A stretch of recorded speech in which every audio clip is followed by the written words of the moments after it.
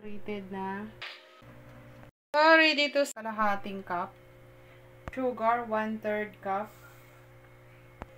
1/4 cup na vegetable oil, any kind of oil.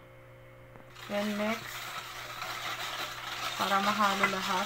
Na all-purpose flour. 1/2 teaspoon of baking soda. 1/2 teaspoon of baking powder.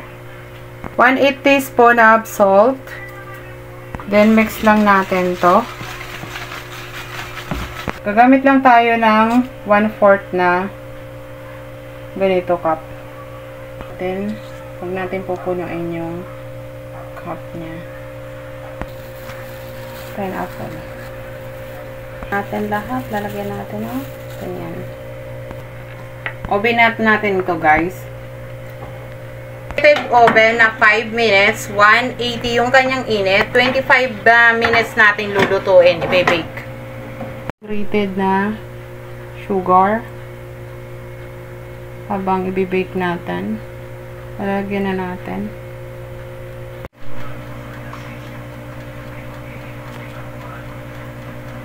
So, ready to serve na yung aking pineapple cheesecake, guys.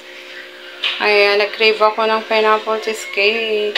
Toppings na sugar, tapos in-oven ko ulit siya. Continuous ng pagluto.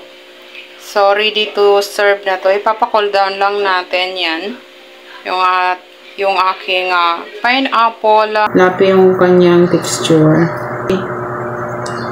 Pineapple.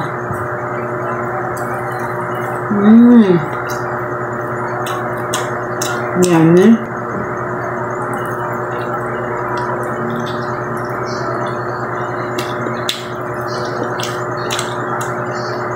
Delicious. Lapi yung kanyang texture.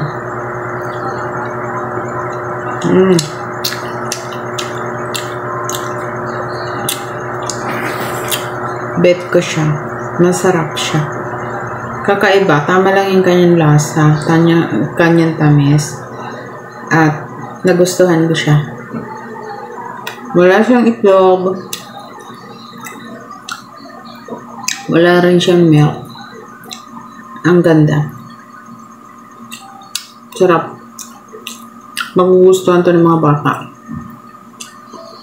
At kung mahilig kayo mag-business, pwede rin nyo ito sama sa business nyo. Nag-crave lang talaga akong kumain, guys.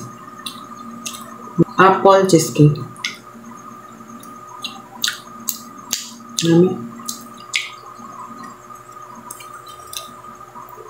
Dahil nga kabe, ayaw ko na umpusin yun. Thank you guys for watching. Please subscribe to my YouTube channel and follow my Facebook page. If you buy something, please click the yellow basket in my TikTok shop. Bye guys. Thank you.